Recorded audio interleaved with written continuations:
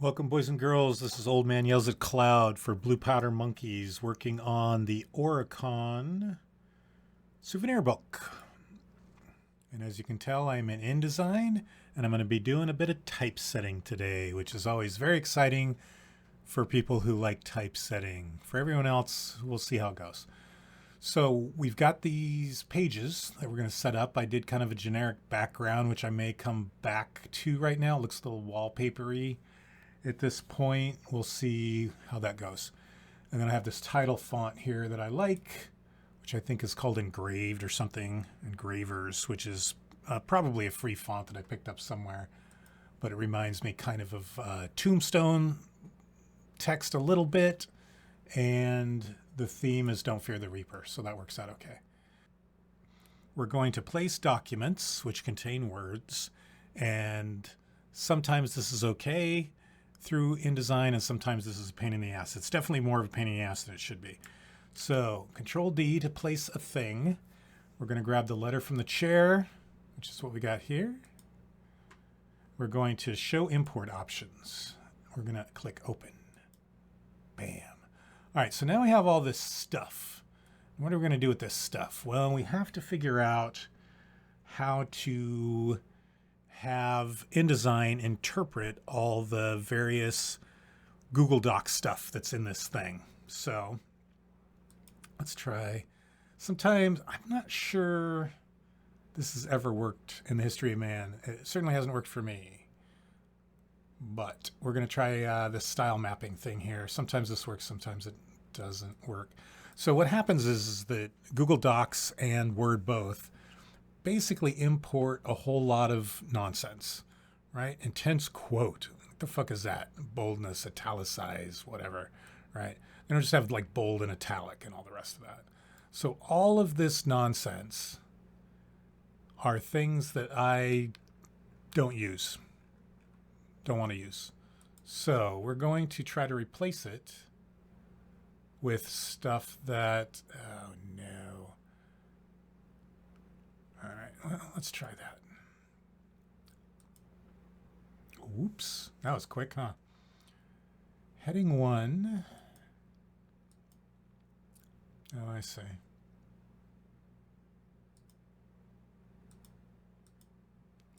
Let's try this.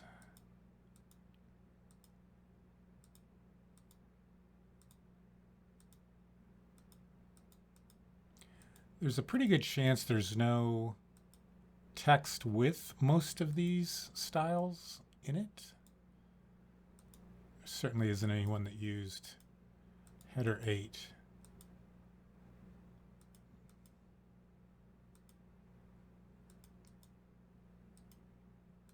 Quote, like all of this is just nonsense.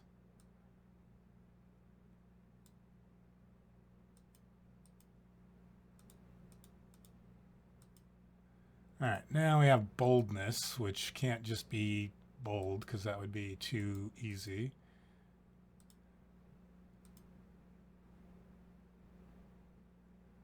All right, there's header 1. Oops.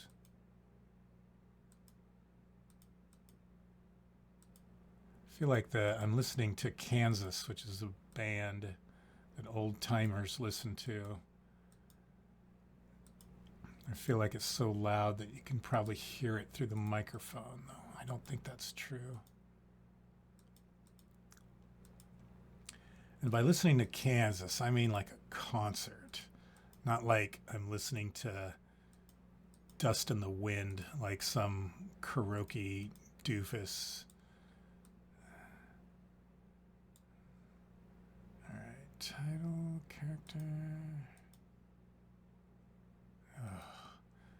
This is okay. Intense emphasis. What is that? Intense reference. What is that? It's nonsense is what it is. Okay. Boom. All right, so we have the style mapping done, and then it should give us, hey, there's fonts that aren't working. There we go. All right. This part's a little easier. Just set this down to Sophia. Pro. Boink. Set it to medium, which is what I'm using for regular. And then we change it all. I don't know what the fuck Adobe. Oh, this is. Oh, I know what that is. Actually, that's an Ageny one. We want to keep that. We want to keep that. We want to keep that. But hey, look, all this is tiny for no fucking reason that I know of. Right? So, whatever. Just some fucking reason that. Oh, and it even says that it's 11 point. Oh, you know what it is? It's super. Oh, because of that. So this little thing here basically fucked up all of this type by turning it into some sort of supersetted tiny type. All right. I don't think there's any italics in here. So I think what I'm going to do.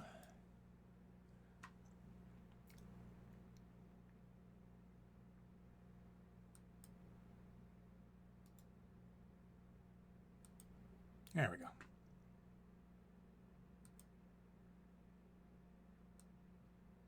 Now this, let's see if we've got like a subsetty thing. I don't think we do.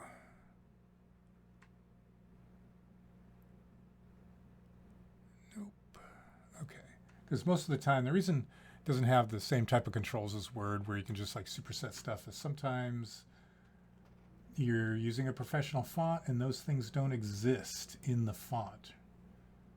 So in this case, kind of does.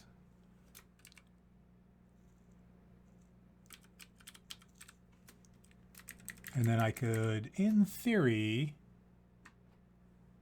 knock that up to the top of the line here.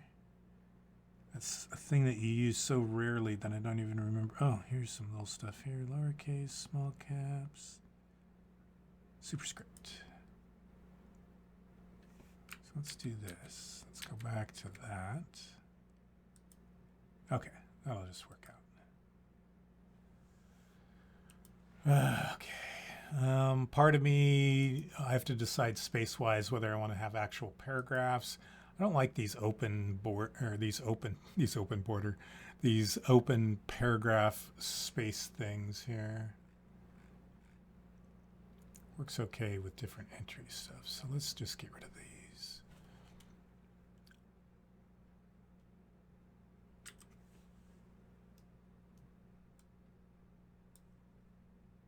It's a little nuance here. We're going to take out the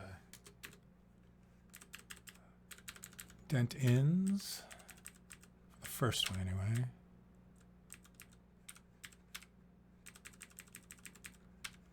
So one of the things about Kansas, of course, is they had a very distinctive sound which involved a violin. And unfortunately, a few years ago now, I think, the violin player,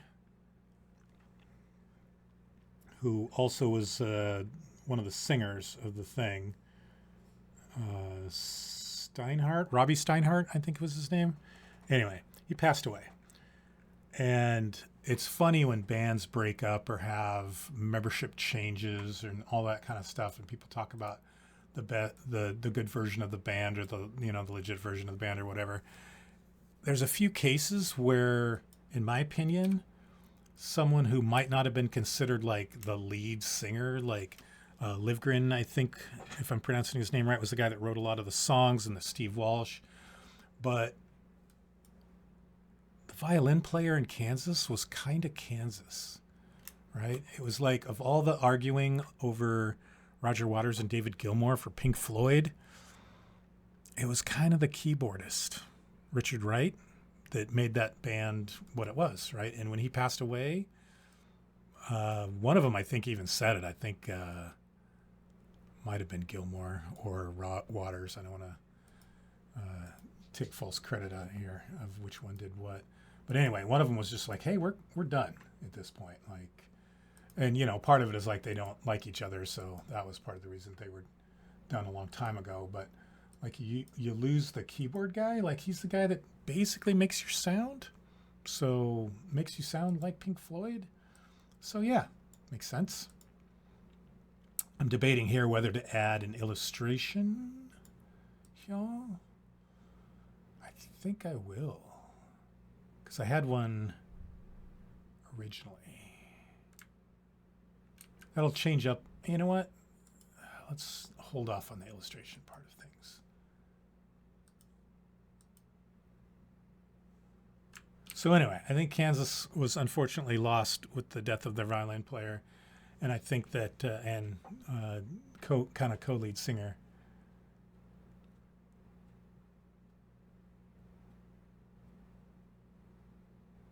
Did I do cheerleader or letter from the chair? I can't remember. And yeah, and I think that Pink Floyd is obviously done. So yeah, let's just try this and see what happens.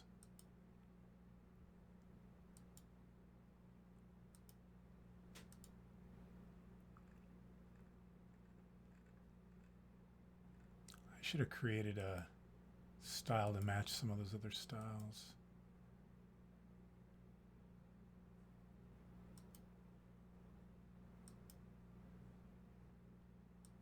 Sophia Pro Italic. Oh. Medium Italic, maybe.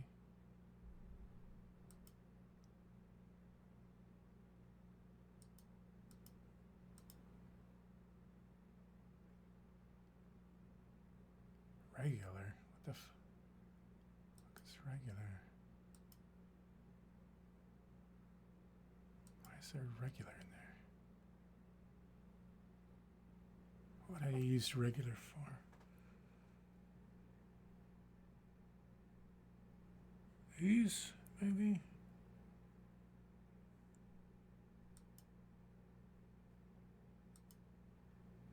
Oh, I bet the headers. I bet the header things. All right, well.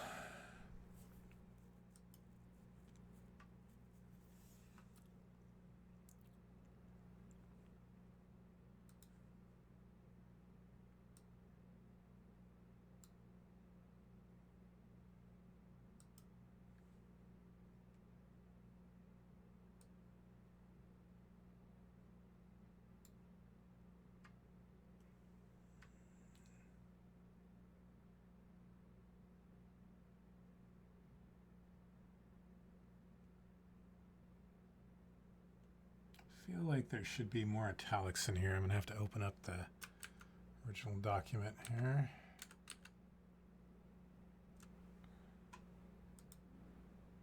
Let's see.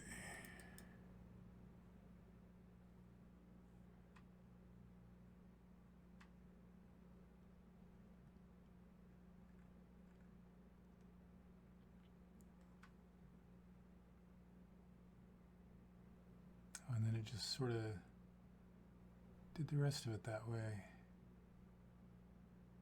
And then sort of just did that. So yeah, you see what I have to deal with basically. As far as software just not interacting or being so overtly complicated.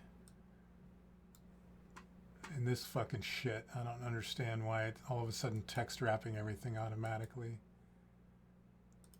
Because I did it once somewhere else. All right.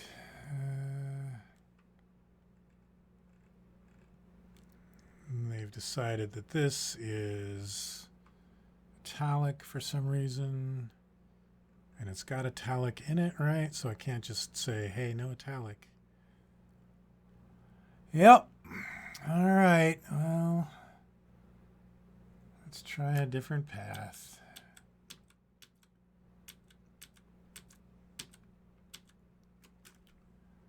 Ooh. All right, let's try doing some pre-made styles.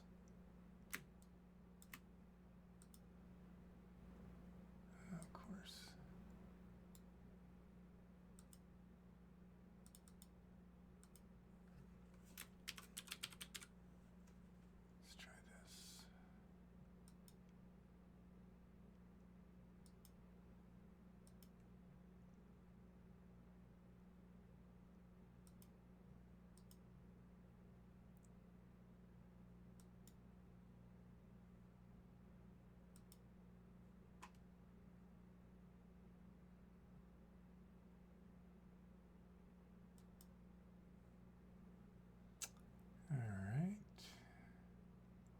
What other paragraph styles were we running into? Headers or heading?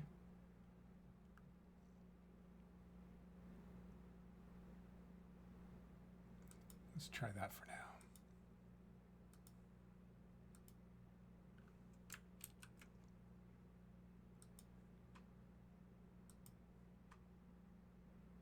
Oh no.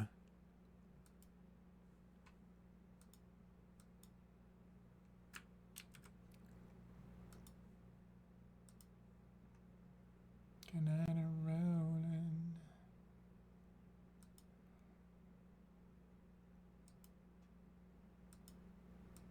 Try that.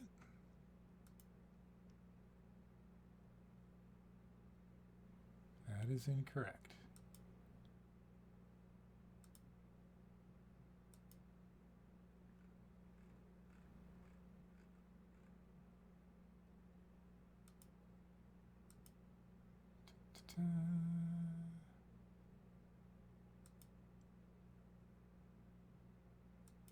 It does that for some reason.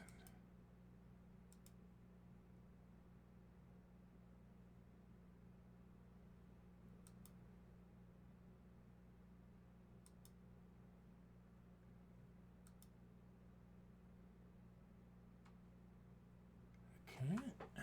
Now let's see how that worked.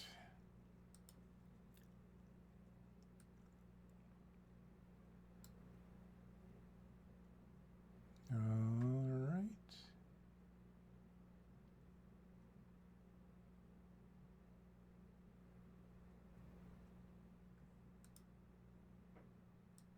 This is different sizes.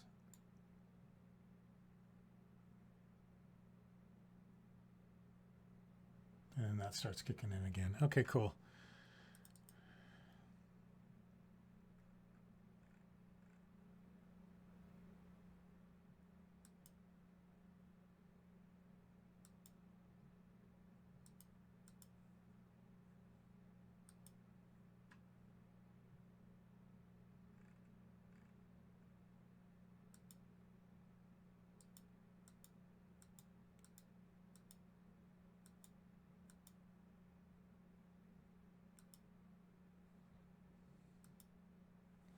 All right, let's try.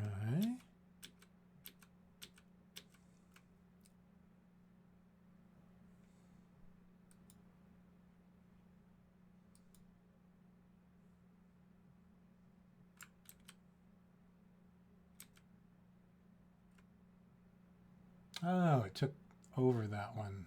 Okay.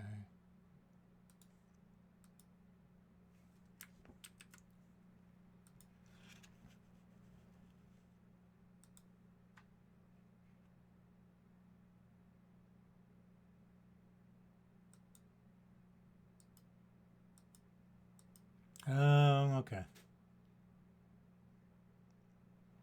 All right, we have conflicts, which more than likely is this normal here, and we're going to use InDesign style definition as opposed to the documents definition. We're going to replace some fonts.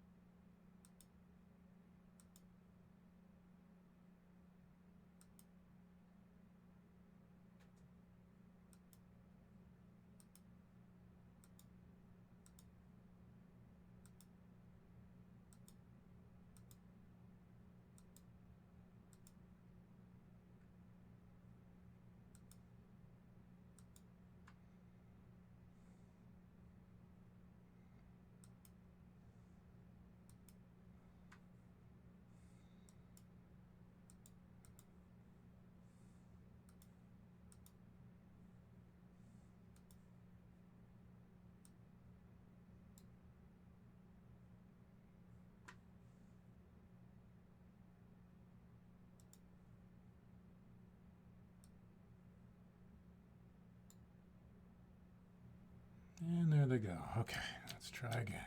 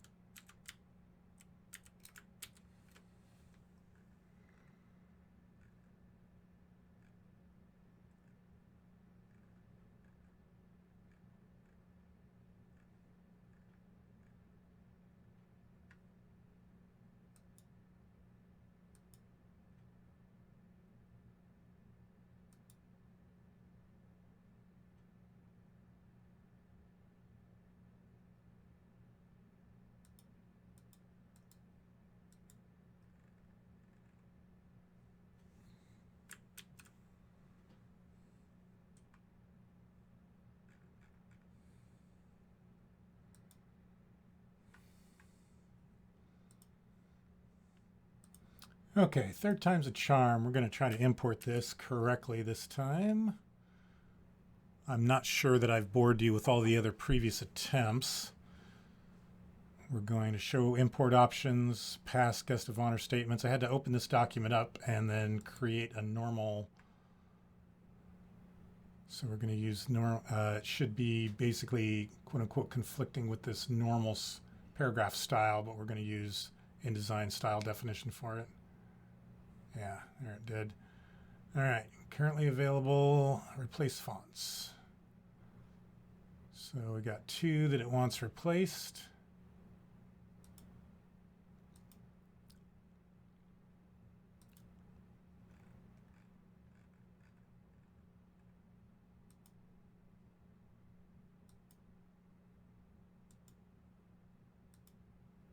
Nice.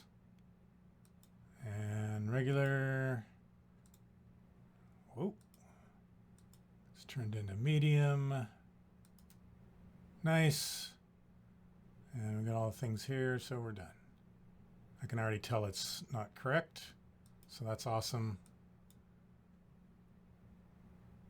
That is not normal. That's in fact bold.